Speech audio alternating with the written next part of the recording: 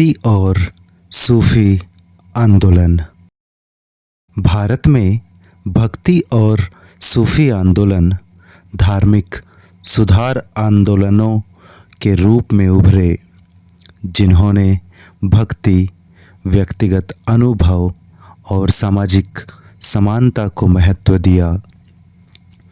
दोनों आंदोलनों ने भारतीय समाज, संस्कृति और धार्मिक विचारों को महत्वपूर्ण रूप से प्रभावित किया, समावेशिता को बढ़ावा दिया तथा स्थापित रूढ़िवादिता को चुनौती दी। भक्ति आंदोलन क्या है?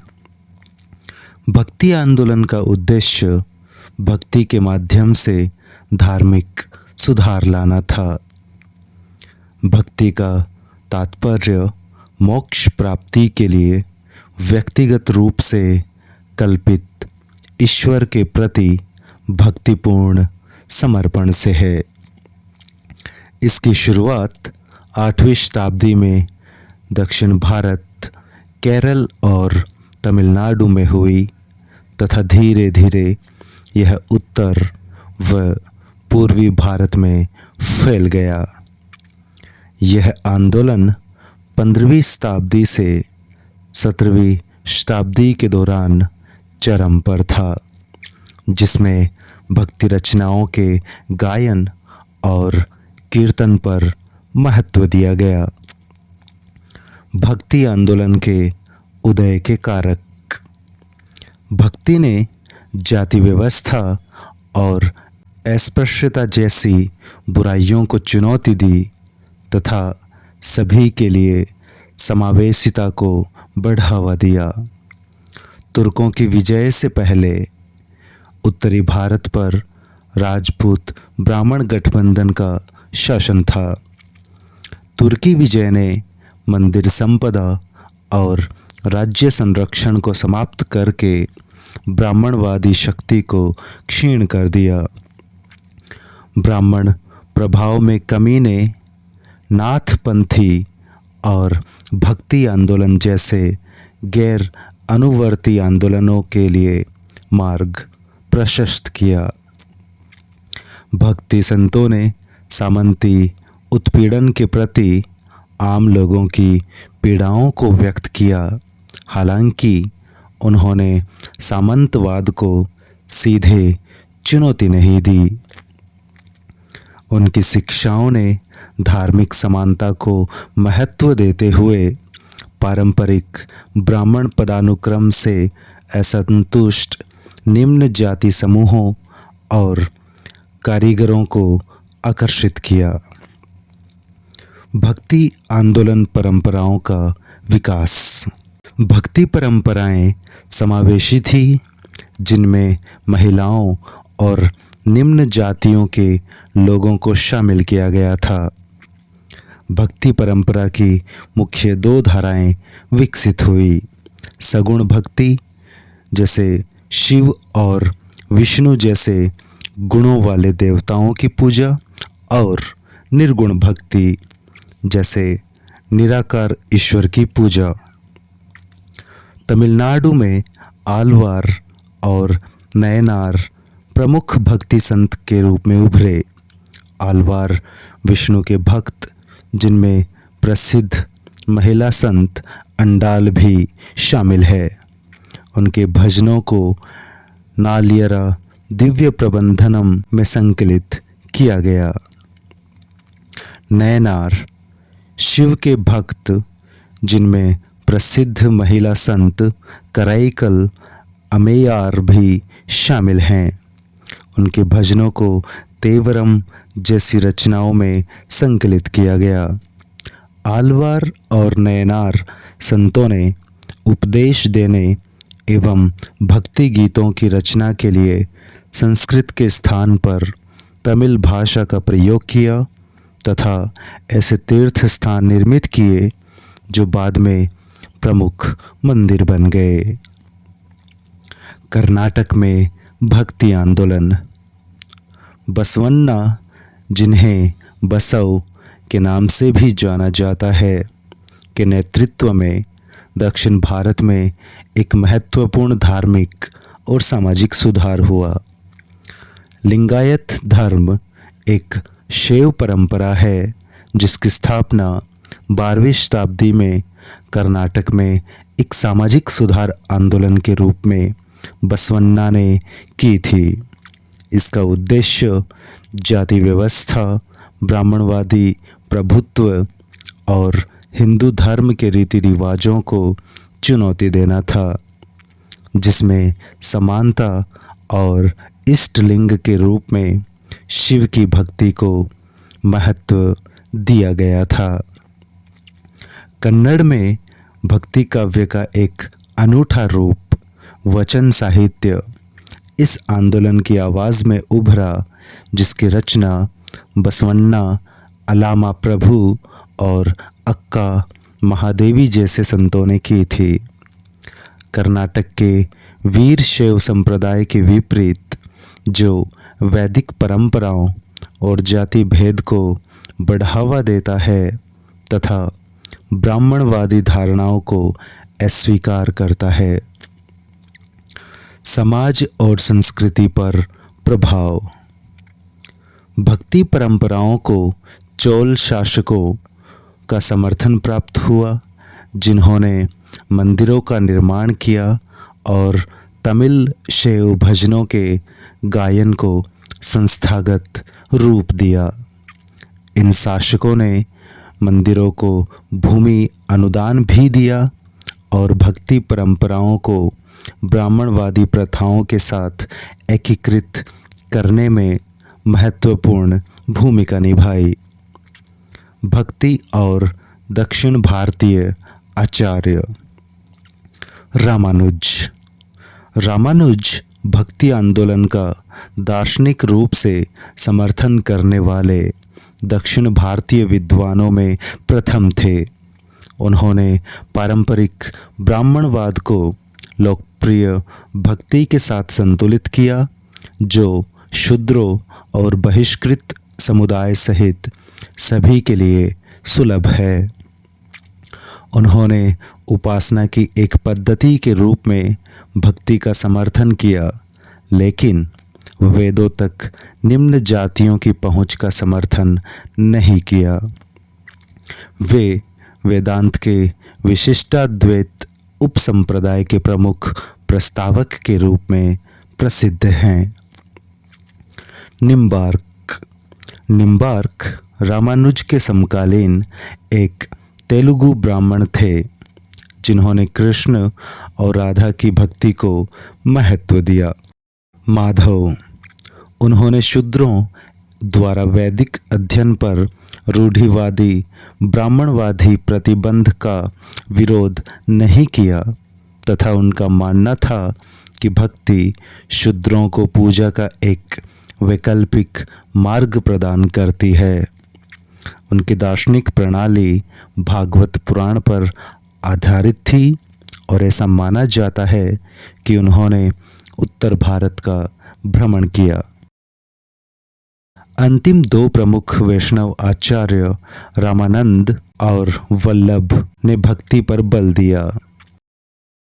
उत्तर भारत में भक्ति आंदोलन। 13वीं से 15वीं शताब्दी तक उत्तर और पूर्वी भारत में सामाजिक धार्मिक आंदोलन का विस्तार हुआ, जिनमें भक्ति एवं धार्मिक समानता पर महत्व दिया गया। तुकाराम मध्य भारत के एक प्रमुख भक्ति संत थे, जो कृष्ण की पूजा विठोबा के रूप में करते थे। वल्लभाचार्य ने मथुरा क्षेत्र में कृष्ण भक्ति को लोकप्रिय बनाया, जो कृष्ण भक्ति का एक महत्वपूर्ण केंद्र बन गया। उत्तर भारत में प्रमुख भक्ति संतों में सूरदास, मीराबाई और चैतन्य महाप्रभु शामिल हैं, जिन्होंने कृष्ण के प्रति व्यक्तिगत भक्ति को महत्व दिया। कई विद्वानों का तर्क है कि संत कबीरदास, चैतन्य और उत्तर भारतीय भक्ति आंदोलन के अन्य संत दक्षिण भारतीय विद्वानों जैसे रामानंद एवं माधव से प्रभावित थे।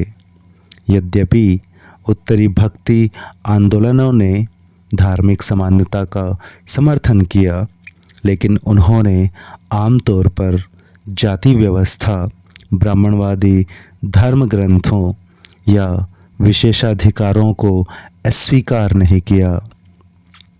उत्तर भारतीय भक्ति आंदोलन विविध थे।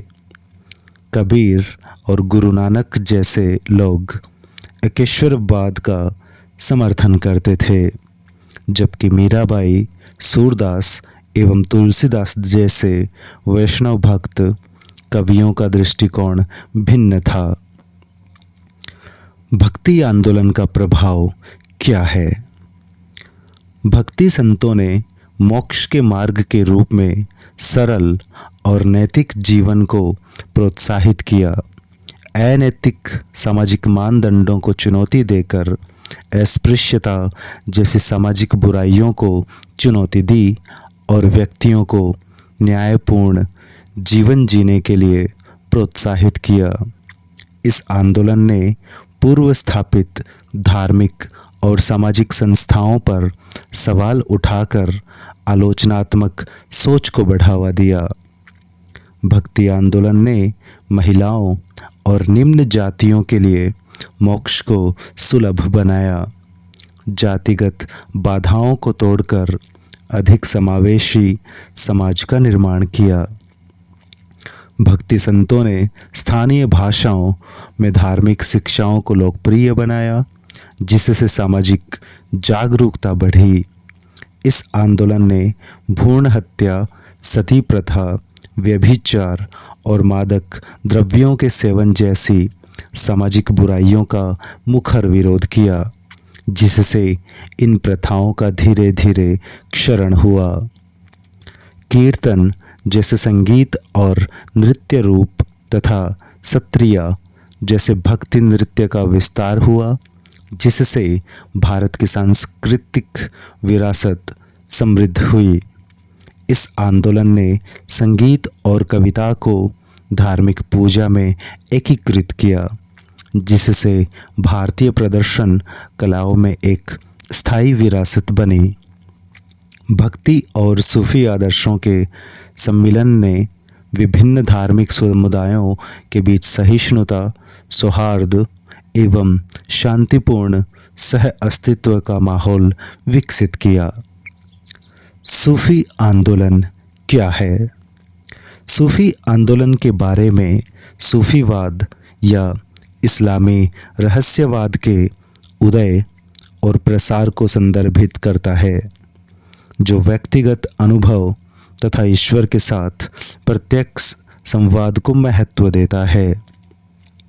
यह संस्थागत धर्म की औपचारिकता और कठोरता के प्रति प्रतिक्रिया के रूप में उभरा, जो आंतरिक आध्यात्मिक अनुभव एवं हृदय की शुद्धि पर केंद्रित था। मुख्य प्रथाएं और मान्यताएं। सूफियों ने खुद को खानकाह या धर्मशालाओं के इर्द गिर्द केंद्रित समुदायों में संगठित किया, जिसका नेतृत्व एक गुरु या शेख या पीर करता था। उन्होंने आध्यात्मिक वंश या सिलसिला का गठन किया, जो शिष्यों को पैगंबर मोहम्मद से जोड़ता था। सूफी कब्रें या दरगाहें तीर्थ यात्रा का स्थल या जियारत बन गई, जहां लोग आध्यात्मिक उद्देश्य को पूर्ण करने के लिए यात्रा करते थे। सूफी आध्यात्मिक अभ्यासों में संलग्न होते थे, जिनमें आत्मदंड, जिक्र या ईश्वर का स्मरण, समा या संगीतमय गायन और फना ओ बका या ईश्वर से मिलन के लिए स्वयं का विलय शामिल हैं, ताकि परमानंद की रहस्यमय अवस्था को प्राप्त किया जा सके। इस्लाम में सूफी आंदोलन का विकास। प्रारंभिक सूफीवाद कुरान की गूढ़ व्याख्याओं द्वारा चिन्हित था, जो पश्चाताप, संयम और ईश्वर में विश्वास जैसे गुणों पर केंद्रित था। प्रमुख प्रारंभिक केंद्रों में मक्का, मदीना, बसरा और कूफा शामिल थे। भारत में सूफीवाद का विकास 13वीं शताब्दी के प्रारंभ में दिल्ली सल्तनत की स्थापना के साथ भारत में सूफीवाद का उदय हुआ तथा इस क्षेत्र में नए संप्रदाय और प्रथाओं का विकास हुआ।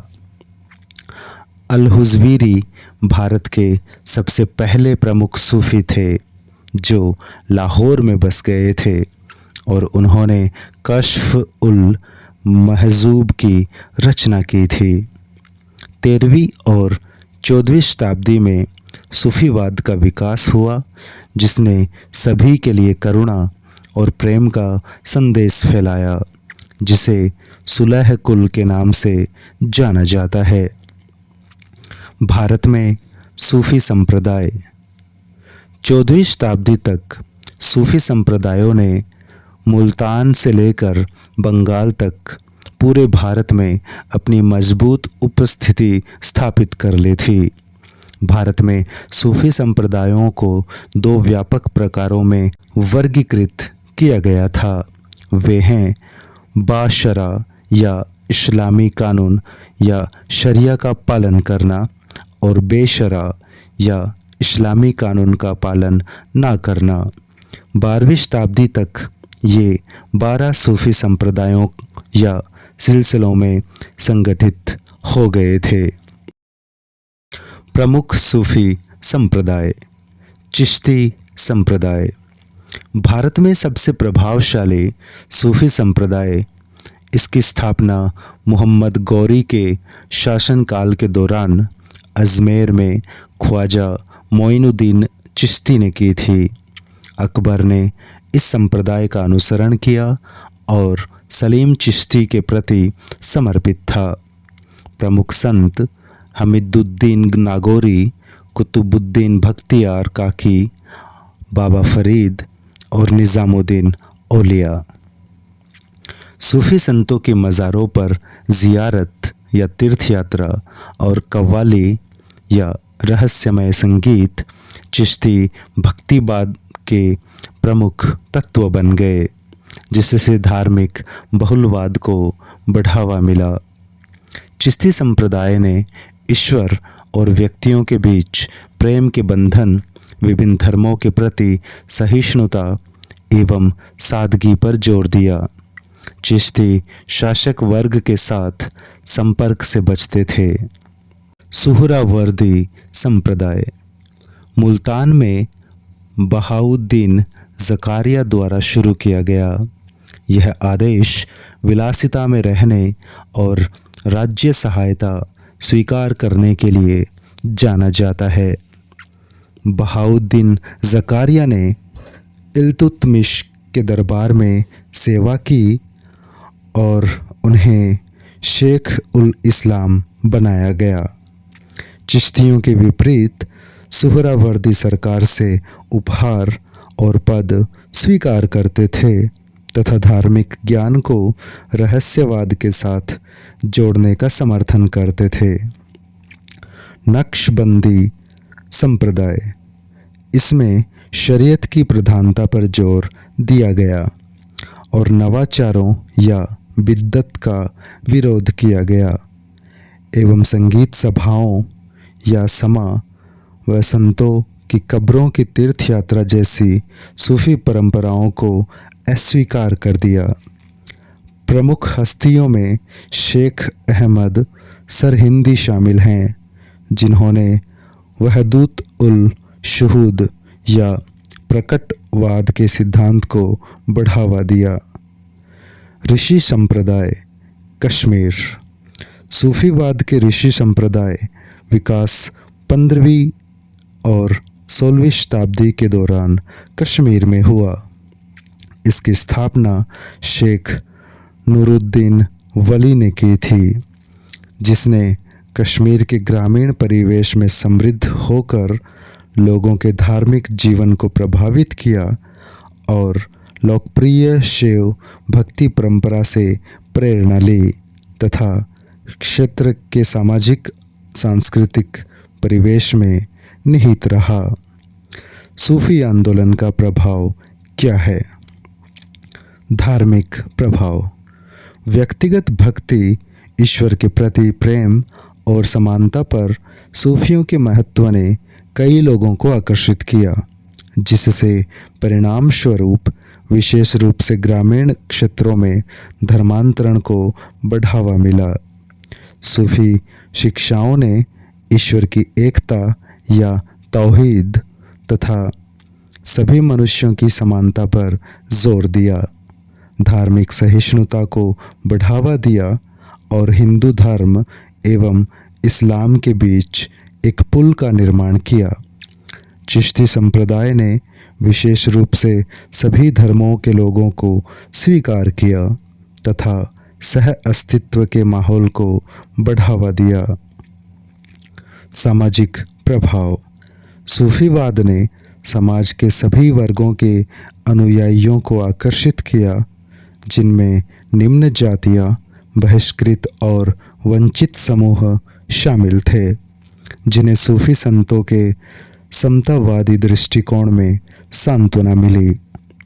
सार्वभौमिक भाईचारे के सिद्धांत और यह विचार कि ईश्वर की दृष्टि में सभी समान हैं ने सूफी शिक्षाओं से प्रभावित क्षेत्रों में जातिगत पदानुक्रम क्षीण कर दिया।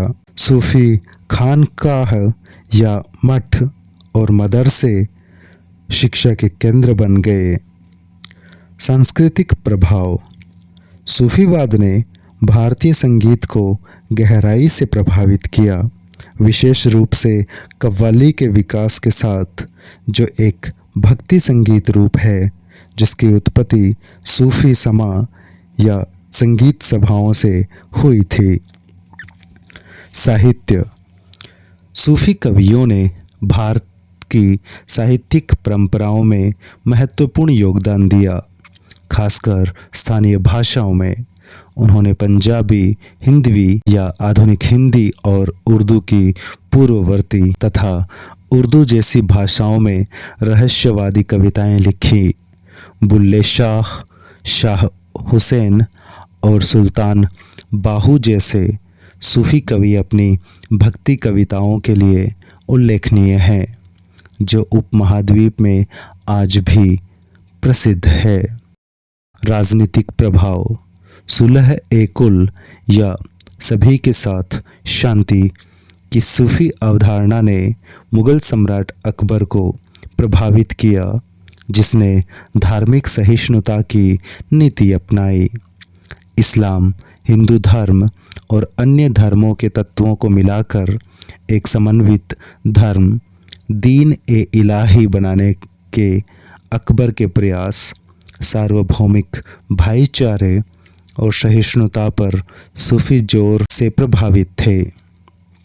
अकबर द्वारा इस्लाम, हिंदू धर्म और अन्य धर्मों के तत्वों को मिलाकर एक समन्वित धर्म दीन ए इलाही बनाने का प्रयास। दिल्ली के सुल्तानों और मुगल सम्राटों सहित कई शासकों ने सूफी संतों एवं संप्रदायों को संरक्षण दिया, जिससे उनकी राजनीतिक सत्ता मजबूत हुई तथा विविध धार्मिक समुदायों पर उनका नियंत्रण आसान हुआ। भक्ति और सूफी आंदोलनों में परस्पर संबंध कैसे हुआ? समतावादी प्रथाओं में समानताएं।